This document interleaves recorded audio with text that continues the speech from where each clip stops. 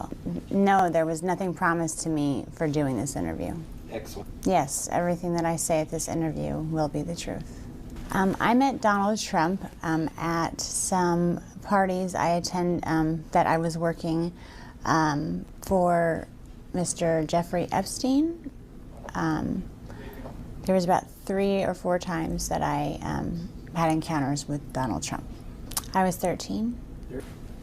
The first time that I met Donald Trump was at a party at Jeffrey Epstein's mansion. There was an orgy going on, and he was kind of watching off in the distance, and he basically asked if I could come over and give him a hand job. And at first, I wasn't very comfortable with it. This was like my first party, and I didn't think that was my responsibility. But my recruiter told me that I needed to do it, so I agreed to. And then he, I began to. Sorry, this is a little difficult, but before I gave him a hand job, he kind of slapped my hand away and said, you need to use a glove. And the recruiter ran over and handed me a glove and said, no one touches Mr. Trump's penis without a glove. So I needed to use a glove. I gave him a hand job, and then immediately after, he had an orgasm, he left, and I didn't see him again at that party. Jeffrey Epstein is a billionaire friend of Donald Trump's that was responsible for throwing the sex parties. I originally came to New York trying to be a model, and in my travels I met a girl named Tiffany there who was very interested in me and said that that's what she did, is that she helped girls, get what they wanted, and she could help me get into modeling. That she knew a lot of people that were higher ups, and that it would be no problem. And so that's why, but I would just basically have to come model at a couple of events and meet some people. It would be no sweat. So of course I went. That sounded like no big deal. And she was recruiting the girls to come to these parties, and they all looked, most of them were, my age. There was, maybe a couple girls that were maybe 14 or 15, but it seemed to me like we were all very young, so. Okay. Jeffrey Epstein knew that I was 13 years old. When he interviewed me, he asked me to get down to my bra, just my panties, and I thought that was weird, but modeling, maybe it was something about my figure. And he asked that I give him a massage. So and then he asked me my age. He asked me, and I told him, told him that I was 13. I told him why I was there. And he basically said, well, you'll do, I'm sure that you'll fit pretty nicely here. And then he tried to basically slip himself inside of me, and I pushed him away, and I said, because at that point in time I still believed that there was models, and then there was the girls that did that. Like, I thought there was a separation. So I told him that I wasn't interested in that, but he said that I would do. And as far as Donald Trump, he knew that I was 13, and I believe that Tiffany told him he seemed to take a liking to me because I was I was so young, and I was also a virgin. So I don't know. It seemed like he wasn't really into having girls that were liked by the other guys. He kind of, the whole glove. He kind of liked things to be his first. If that, for lack of a better term, but he was the one who wanted to get to a girl before everyone else did.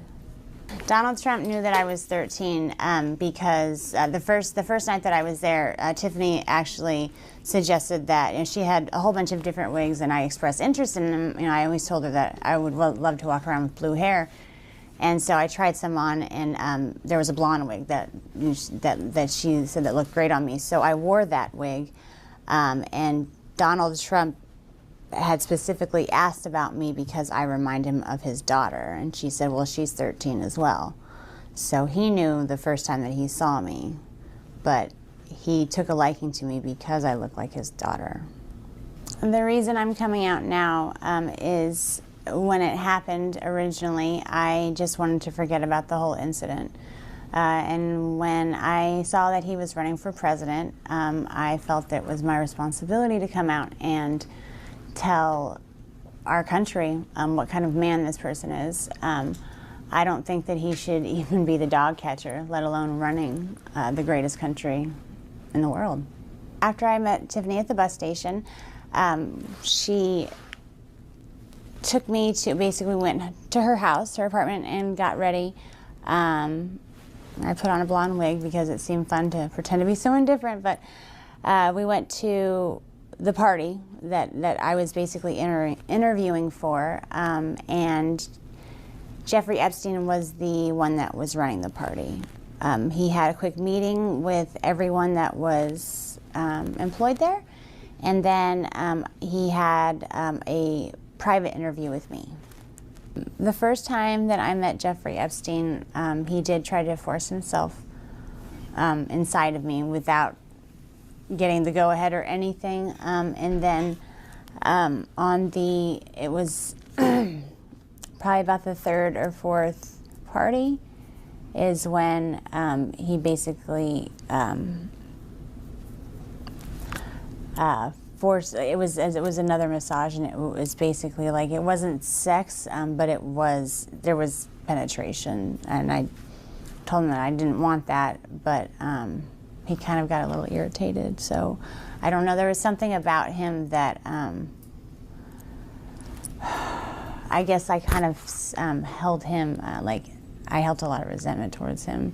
By that time that happened, I kind of already started catching on that maybe I wasn't there for modeling, and maybe I was just getting used for things, and I felt that kind of held him responsible. I did receive money to go to these parties. After every party, I was paid by Mr. Epstein.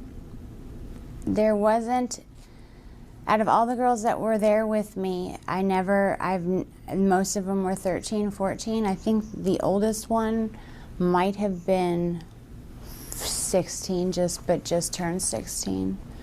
And she'd been there for a while. It was Tiffany. He liked to watch other people have sex. He's a germ, doesn't like germs, so he, rather than partaking, he just watches. So Tiffany had informed him that I was the virgin, and so I was basically, so it was Tiffany who introduced us. Okay. Second time that I saw Mr. Trump was same scenario. He was onlooking at an orgy, and Tiffany came over to me and said that Donald Trump had requested that I perform oral sex on him, and I'd never done something like that with anybody, so I was a little nervous. So I walked up to him, and he was sitting there very proud, and I just kind of moved in that direction, and he kind of slapped me away and said, "What are you doing? You know, you need to put a condom on," like I was some dirty filth or something without a condom. Tiffany ran over and handed him a condom and apologized, profusely, and said that would never happen again. And she looked at me and scolded me basically like a child and said that, that's not how, Donald Trump always, anytime you touch his penis, it needs to have a condom on or a glove, and especially when it comes to performing oral sex. So I apologized, and then I performed oral sex on him.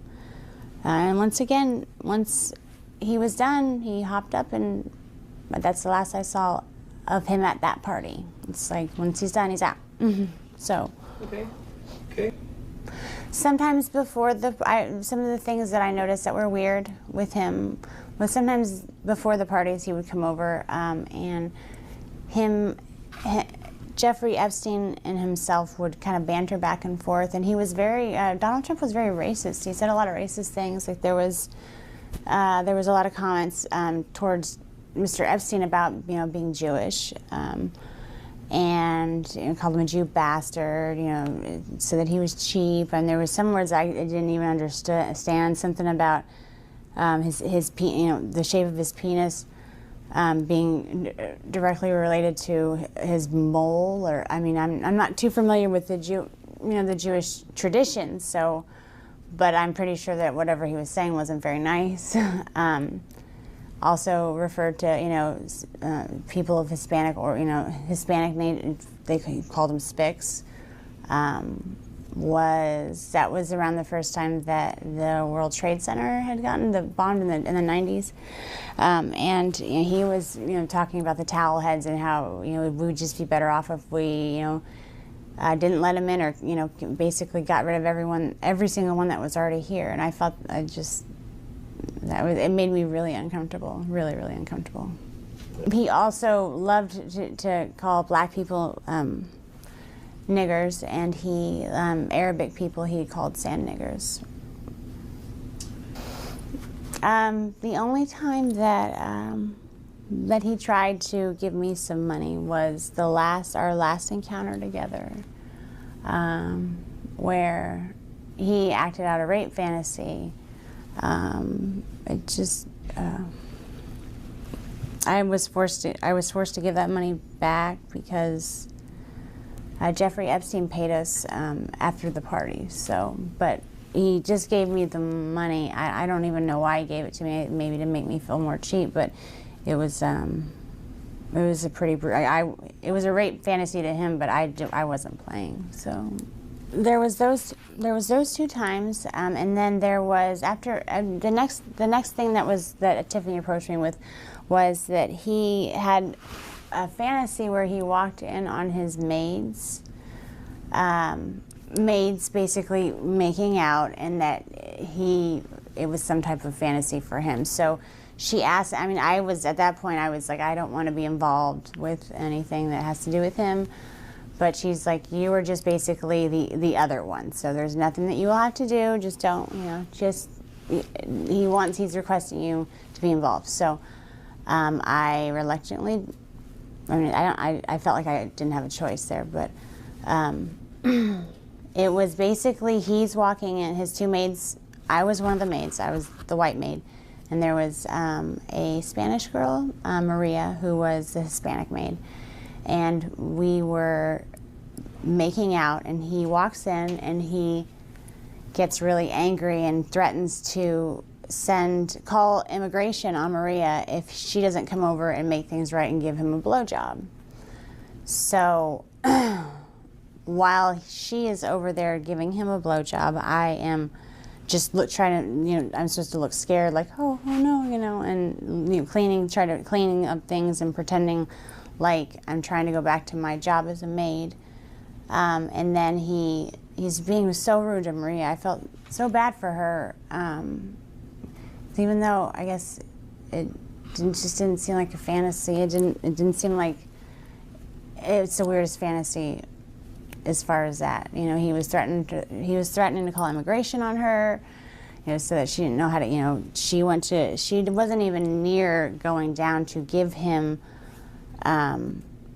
Perform oral sex on him before he slapped her away and said, what are you doing? You need to put a condom on, and she's trying to, I'm so sorry, and he's like, you can't even understand what you're saying, it just, speak English, he called her derogatory comments, and then he's like, you know what, you don't know what you're doing, have her come over and show you how it's done. And so I said that I didn't, I had to go over there, or else he was going to call immigration on Maria. I didn't know if it was true or not, but I felt that, you know, he said that if I didn't show her how to perform oral sex on him, then he was going to call immigration on her and then get rid of us both. You know, it was anything that was in relation to him getting off or being satisfied or happy had to do with him being in power, but extreme power. And it's very hard to even. It was always intimidating when he was like that. It was always, you didn't really know if it was true or. I mean, like if you refused to play along, would he really call immigration on Maria? Would he really get rid of us both? And I didn't even want to know what that meant. You know, I always didn't. It wasn't a game. It just felt like it wasn't a game. Yeah. The one night that I had the blonde wig on, he mentioned that I looked like, you know, that I reminded him of his daughter. And actually the maid fantasy, I didn't have a blonde wig on. I was trying to stay away from blonde wigs at the time. But he actually told Tiffany that that's what he wanted me to wear. Like, he wanted it, and anytime I put it on, anytime I had it on and he'd see me, he would say, "Oh man, you look," and it wasn't like "Oh, you remind me of my daughter." It was this sick, evil, like, you remind me of my daughter. It was just this weird pleasure, sick smile. Like, I don't even want to know what he was thinking about. I could imagine what he was thinking about. After the parties would end, we were to report to Mr. Epstein and basically tell him everything that happened, with who, what they liked, what they disliked, if there was any requests, if there was any talk about anything. That's what, you know, we told Mr. Epstein everything. And then he paid us, and then we got to go home. And with me, you know, I would either, you know, I normally got taken to the airport, you know, so to go back home. The fact that Trump has a chance to be the next president makes me feel disgusting inside. I've always been proud to be an American. I think we live in a beautiful country, but I just see him ruining everything. He's a horrible, what he portrays on the outside isn't even that great, but people don't even know the half of how evil, how sick and twisted that man is.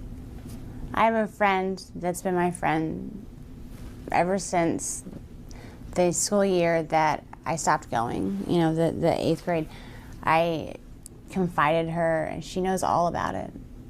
She knows everything. I mean, I destroyed everything of, like, you know, any planes. I couldn't risk my dad finding out. And now I think I'm old enough to where I don't think, you know, at that point I didn't want to not be his little girl, you know. I didn't want to lose my dad. Basically, I would never, as far as keeping proof of any of the trips, the only person, I never told my parents, you know, there would be no happy, you know, there would be no good outcome of telling my parents. You know, they would have grounded me. I would have never been allowed out of the house. You know, my father would have come unglued. I did tell a friend, she's still my best friend to this day. She knows everything. She knows it all. I'm prepared to do whatever it takes to save the country that I believe that we have. I know what he does behind closed doors. Like, if that's all, I'm willing to sacrifice my life to put our country back in the right, like going maybe in some type of positive direction. Not even, there's no right or wrong, but a positive direction. This guy's not going to take us anywhere positive. You know, as far as my life changing by coming out with this information, I've thought long and hard about whether or not I should. And I've gone back and forth. But I think that I think that the American people need to know what kind of man this person is. And if my life changes because of that, then so be it. But the American people need to know what they're dealing with. If I had the chance to talk to Donald Trump, I would run the other way. I'm scared of him like I've never been scared of anything else in my entire life. I can't explain it to you, but the fear of him even being in a next room, I have a panic attack.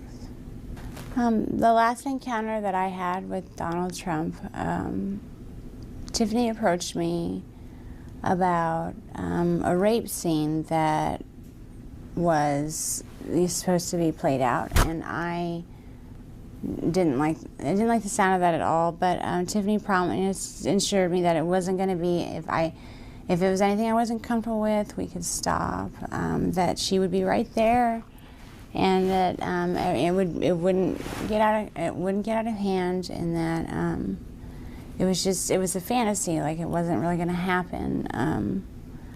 And so I told her that I would.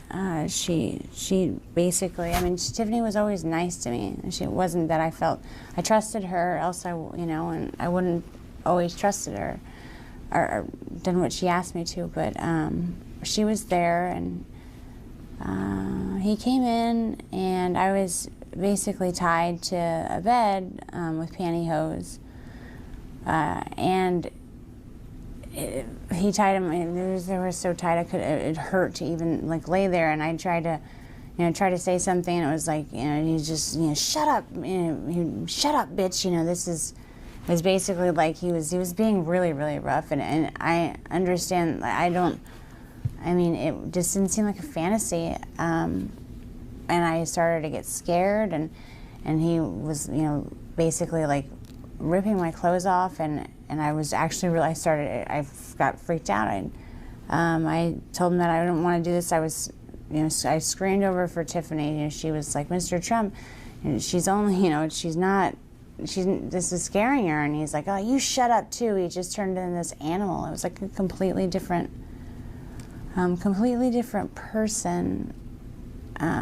It was like everyone in the room was scared of him, and I was, it was like I couldn't do anything about it. And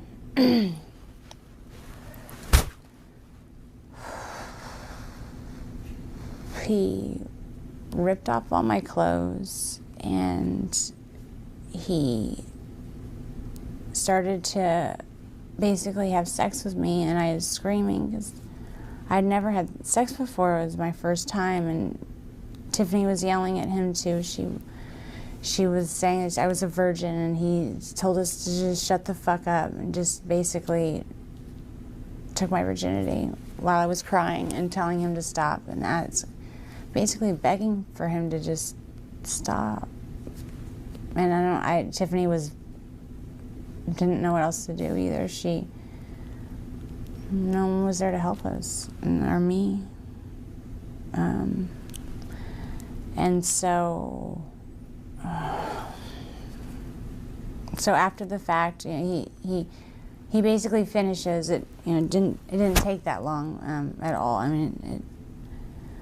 But it felt like it was like 5.5 hours. It felt like it was an eternity. I don't even know how long it was, but he was done, and I was crying, and Tiffany was consulting me, and she was, apologizing. She told me that she just never put me in that situation again. But he comes over mad because I was crying, and he said that I should be thankful that someone like Donald Trump took my virginity. He basically didn't say took my virginity. He said I should be glad that someone like Donald Trump popped my cherry, and not some pimply little 14-year-old. And I just was like, what if I said, what if I get pregnant? Not even talking to him. I didn't want to talk to him. I was talking to Tiffany. And he said, well, you'll get an abortion then, bitch. And then just walked away. And I told Tiffany I needed to go home. I never went back again.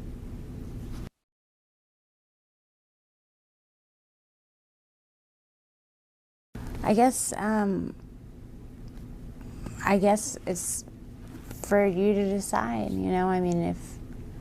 I don't have any kids myself because I'm afraid to have kids because, I mean, who knows what kind of damage they can get into. But if you have a 13-year-old daughter and would you be okay with the person who's running our country doing that to your little girl? And I don't know. I just want people to know. I think that I have a faith in our society that we'll make the right choice.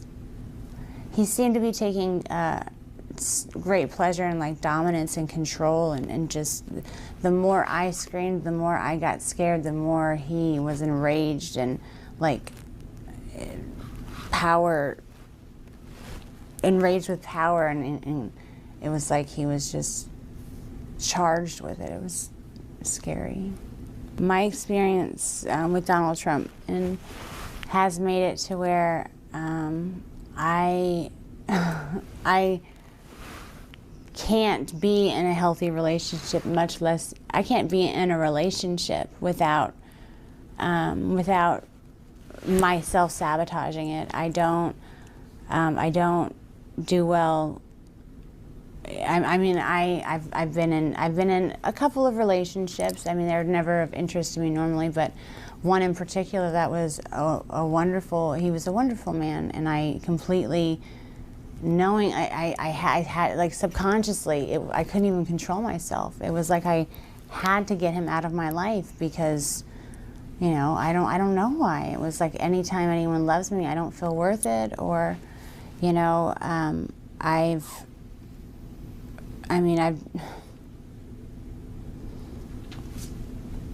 I don't even know how to explain it. Like, I can't, friends, I can have acquaintance that, you know, guys that are acquaintances, but I just, you know, anytime it's maybe someone expressed anything else besides that, I can't, I take some type of pleasure, I don't take pleasure in it, but subconsciously, whether I mean to or not, sometimes I've meant to. It's like I purposely hurt their feelings just so they'll never talk to me again. Like, I make sure that it's not ever a possibility. And Donald Trump destroyed my feeling of self-worth and my self-esteem when it was still growing, like when it just bloomed. It hadn't even had a chance to experience anything. I have only spoken to one therapist about this just recently, actually. For a long time, I really tried to forget about it. Just tried very hard. But I've been to counseling for other things, and I went to counseling for the previous relationship that I was sabotaging, and my counselor said, something has happened to you where you need to deal with that. That's actually what kind of was like, He knew that there was something that had happened where I was sabotaging these relationships, but, you know, he said that it was my responsibility to deal with it, of course. This situation with Donald Trump has destroyed my self-esteem, and it's made it to where I feel like it's destroyed part of my life. The only healthy relationship I've completely demolished. And I love to choose the dysfunctional ones that I know I can just push away. After what happened with him, I can't trust a man ever again.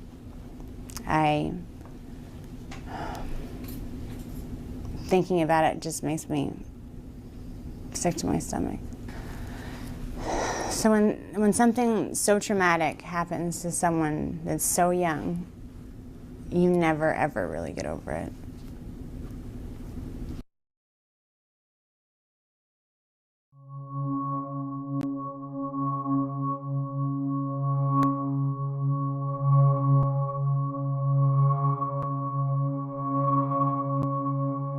I suffered so much pain. So much pain. So much pain. I suffered so much pain. I was 14 years old. I was 16 years old. I was 16, 17. 14 years old.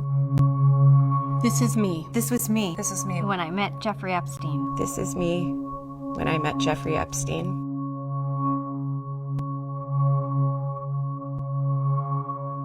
There are about 1,000 of us.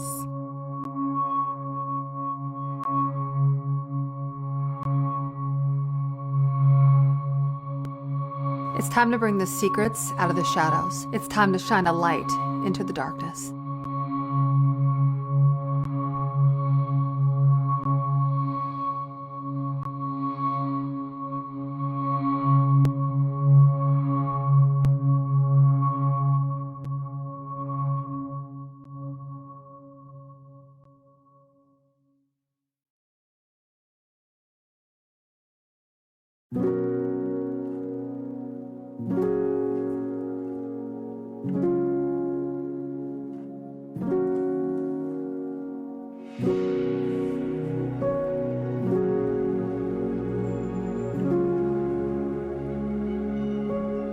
You are not hidden.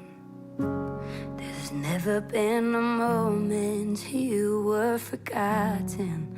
You are not hopeless. Though you have been broken, your innocence stolen. I hear you whisper underneath your breath. I hear your SOS, your SOS. I will send out an army to find you in the middle of the darkest night. It's true, I will rescue you. Yeah. Oh, there is no distance that cannot be covered over and over. You're not defenseless.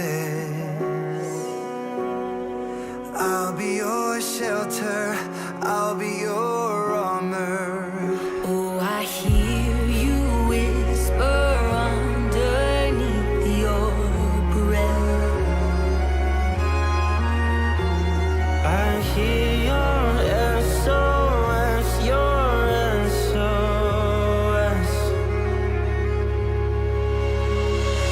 I will send out an army to find you in the middle of the darkest night. It's true, I will rescue you.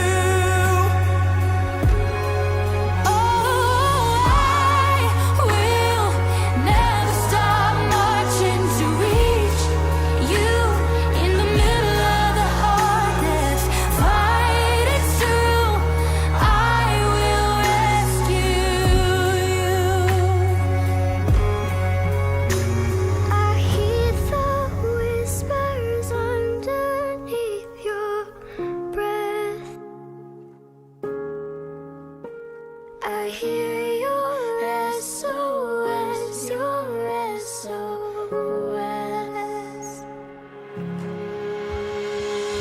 I will send out an army to find you in the middle of the darkest night.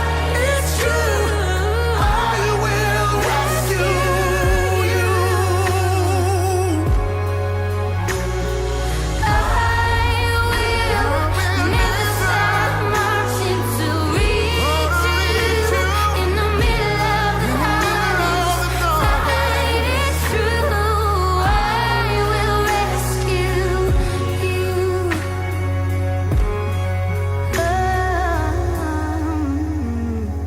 Oh, I will rescue you.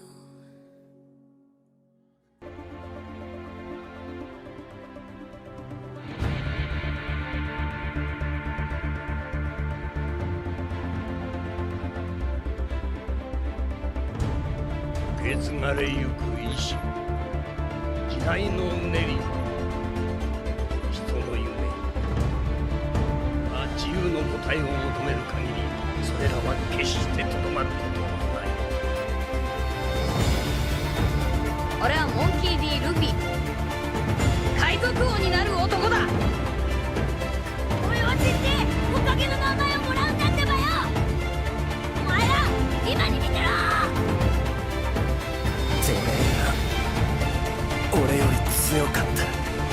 前が諦めると思ってんのか。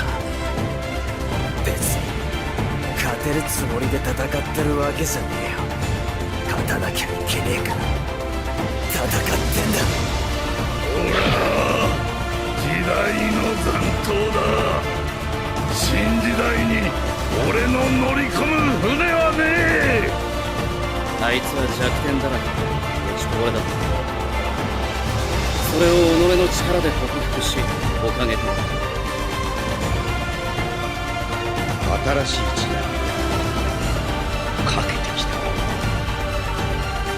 いや、セカンドケツかマシンガンジェットピストル前奏。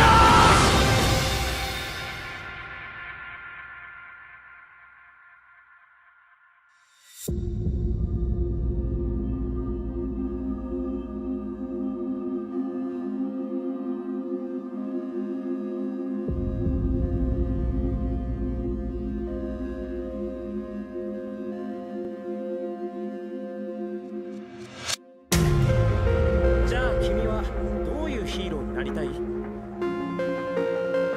誰にも心配させることのないくらい、必ず勝って必ず助ける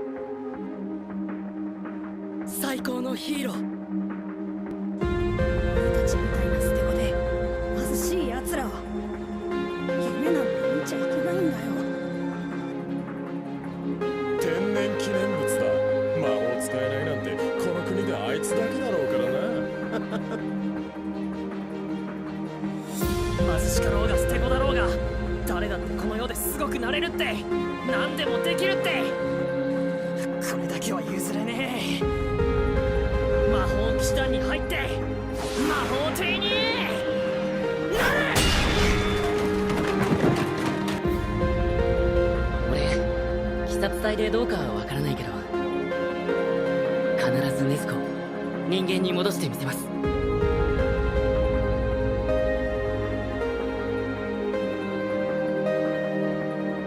俺がネズコを守るから。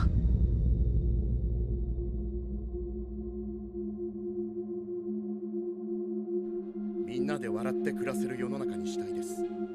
そのためには象徴が必要です。象徴？平和の象徴。オールマイトは自分の代わりとなる次世代のヒーローを緑谷伊豆くん。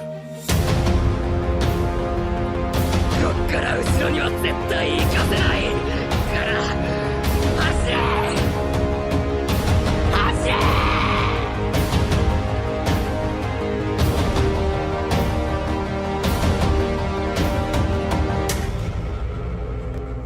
何もかも諦めな。生まれながらの負け犬くん。まだだろ。あなたのおかげでも誰に何を言われようと魔法が使えないなら、せめて肉体でも俺はいつか魔法帝になってみせます。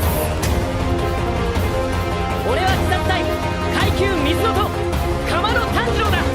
今からお前を切る。全集中、水の呼吸、一の型、竜の型、水面切り、平成抜け。もうお前に勝機はない。なぜ諦める？諦めたら誰が守るんだ。なんだその体は。一体どれだけの鍛錬を。俺に希望をくれたのはお前だ。早い高速移動魔法か。いや、これはただ身体能力が高いだけだ。こいつ一人でこの状況をなんとかなると思うか。やめだ。まだだ。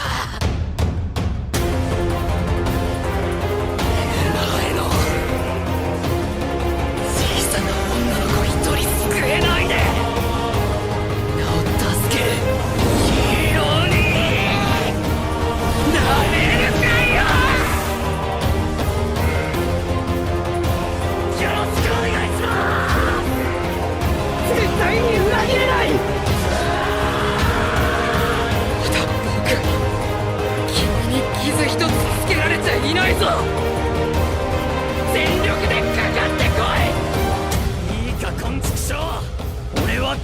ず実績を積んで魔法帝になってお前ら全員黙らせてやる。